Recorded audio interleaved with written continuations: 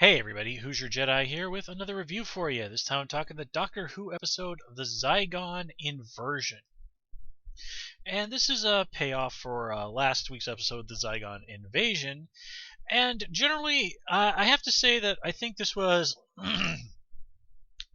a much stronger episode because, well, this is the episode where we get the payoffs, where last time around a lot of it was set up.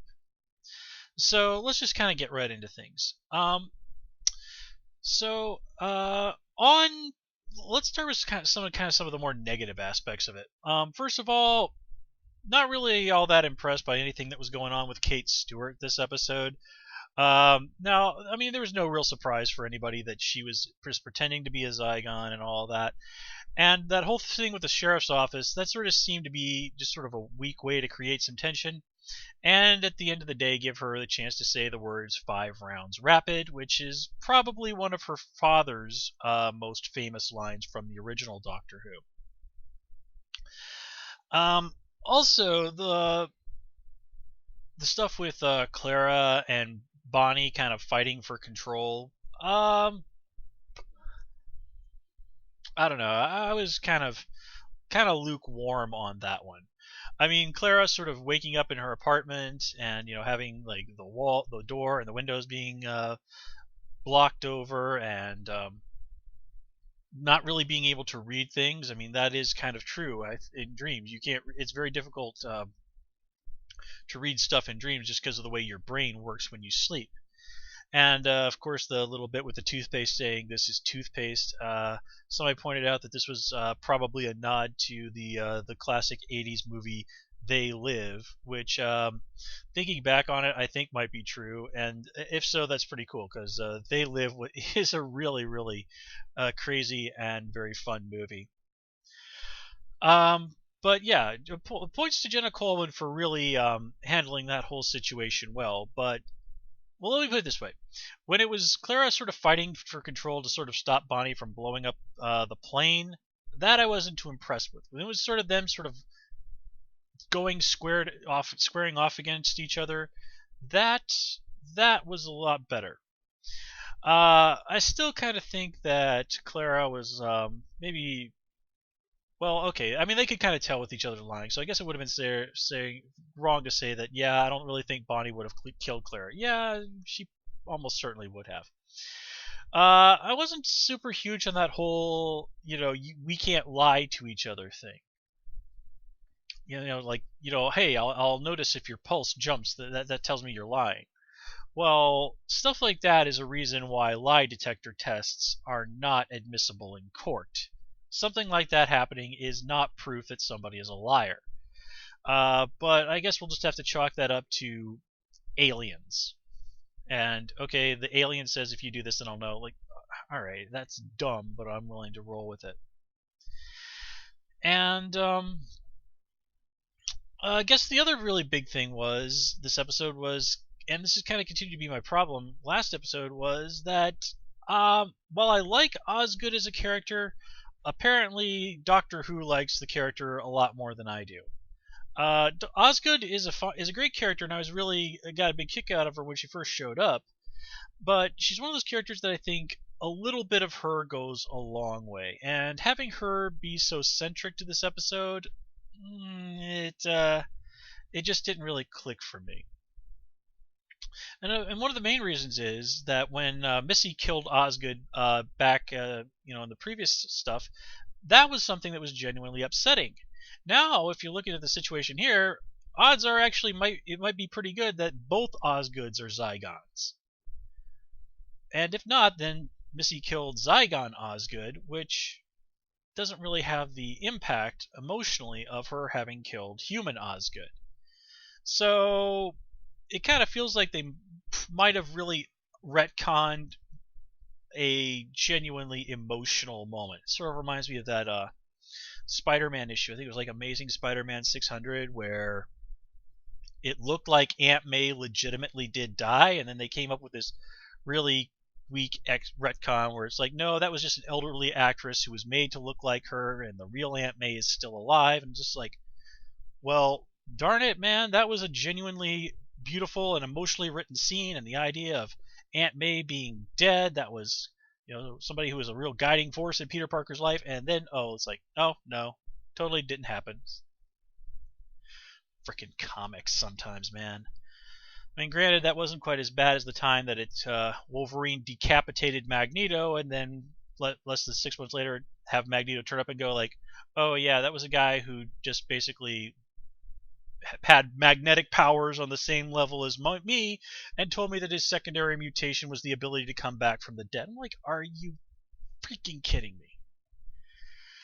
Okay, but we're not really here to listen to me yell about old Marvel comics, so let's just kind of get right back into things. Now, on the more positive side, here Osgood as a character really, I think in a lot of ways, was able to really sort of prove her worth and really show that she could genuinely contribute something very solid to the Doctor Who mythos. Like the whole thing with the Osgood box is really, I was kind of like, seriously? This episode, though, it paid off. It worked. And I really love that scene at the end where Peter Capaldi is getting in Bonnie's face. It's like, well, what's your plan, huh? What's your plan? And he talks about when he was back as the War Doctor and he had his hand over a button. And, like, I mean, that was just absolutely some amazing stuff from Peter Capaldi. I mean, that's, in my book, some of the best stuff he's done since he became the Doctor. It just absolutely resonated with what we saw from John Hurt, from David Tennant, and from Matt Smith for the 50th anniversary in general. And he just played it beautifully. Was not quite so thrilled with that American accent. Now, in all fairness to Capaldi, he was not doing just a generic American accent. He was trying to sound like an American game show host, a rather enthusiastic American game show host at that, who of course would of course speak somewhat differently than a regular American. Ugh. American. Hate that. America. God, anytime I see somebody make that joke on Facebook, I just want to reach through my screen and frickin' punch them in the face.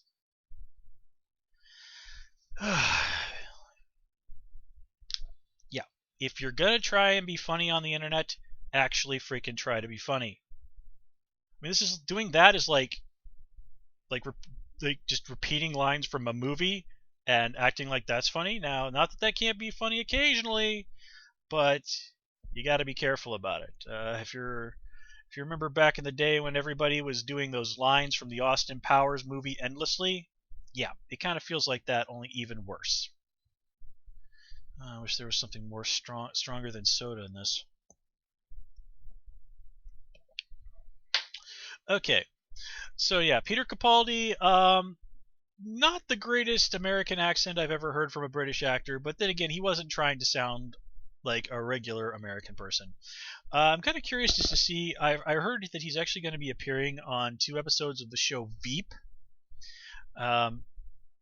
Hopefully, he'll have a little bit better luck than some of the other Doctor Who actors who have tried their hands at American television. It didn't exactly go so well for Christopher Eccleston or Karen Gillan. And I guess we'll have to see how things go for David Tennant over on Jessica Jones. But anyway, let's just kind of go on with that. There were quite a few things in this episode that I was honestly confused about. Like going back to Kate Stewart for a moment, there's like, oh, this is the 15th time we've done this. Like, wait, so this is the 15th time we've done this whole choose the thing with the boxes? Or is this like the 15th time the Zygon human treaty has broken down? Because if it's the latter, I'm pretty sure in the real world it's only been like 2 years since this happened, since the treaty was made. That means it's breaking down on average about once every 6 weeks. I mean, I'm going to hope it's the former, because otherwise the Doctor really needs to come up with a more permanent solution to this situation. Also confusing, where that one Zygon starts transforming in front of those people outside of the housing project, and unless those teenagers were Zygons or the most apathetic teenagers in British history, I think there should have been some sort of a reaction to, hey, this guy's freaking out right in front of us. And then I love that bit where it's on the news. It's like, oh, here's an alien that was sighted in South London. You ever notice how nobody on Doctor Who ever says, oh, no, it's just some jackass in a stupid monster costume?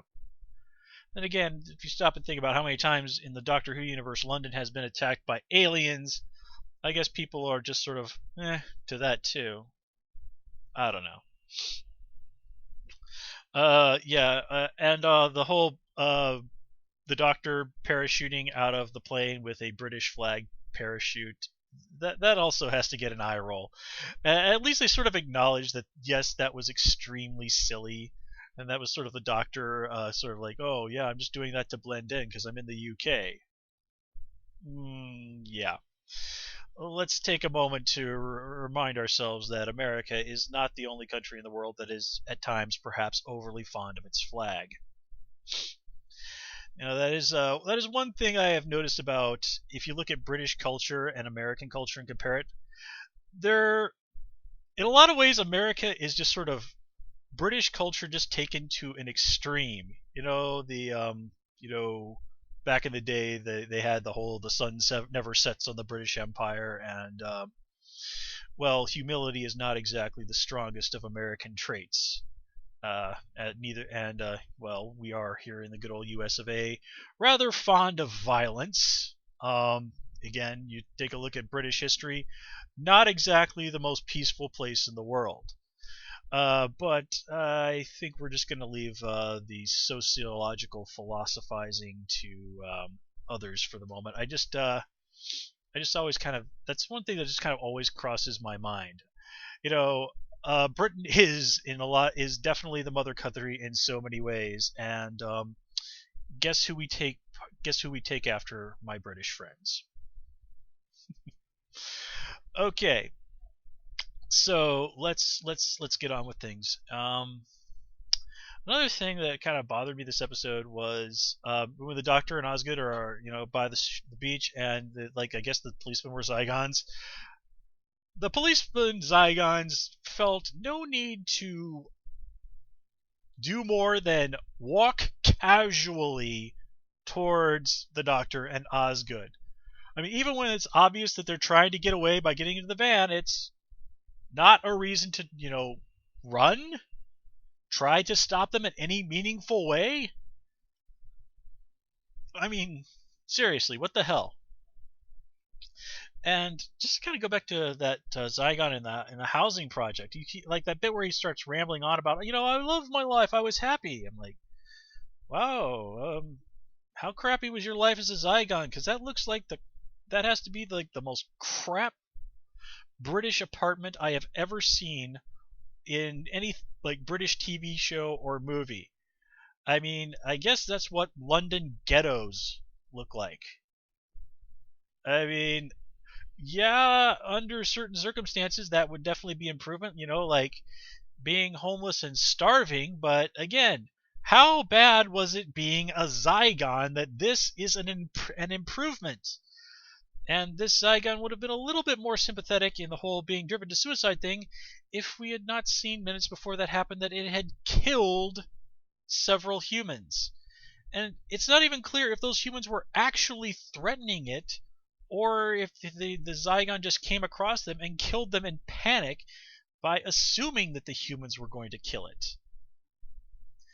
I can't help but wonder if nobody was said dude, you look really bad.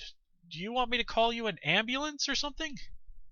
Okay, I imagine a British person would probably not use the word dude, but you get my meaning.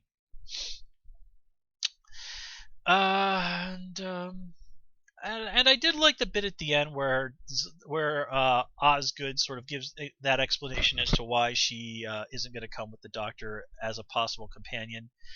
Again, a little bit of Osgood for me goes a long way, and I think the Doctor needs companions who are going to sort of challenge him a little bit. Osgood, I think, is a sort of person who would just automatically defer to whatever the Doctor said. And we've seen that with characters like Donna, Clara, Amy, Rose. The really strong Doctor companions are the ones who are going to be like, What the hell, doctor? What's wrong with you? And I think that really is kind of a vital component to a good companion, is that you have to be willing to call the doctor on his bullshit. And I have to say, I did love that joke where the doctor goes, "Don't check my browser history." I'm like, oh man, it's just like, man, what is the doctor looking at on the internet? That probably is something that it's better not to dwell on. So anyway, I'm going to call it here, guys. As always, please comment, rate, and subscribe. And of course, you can follow me on Twitter at Who's Your Jedi. Until next time, take care and have a good one.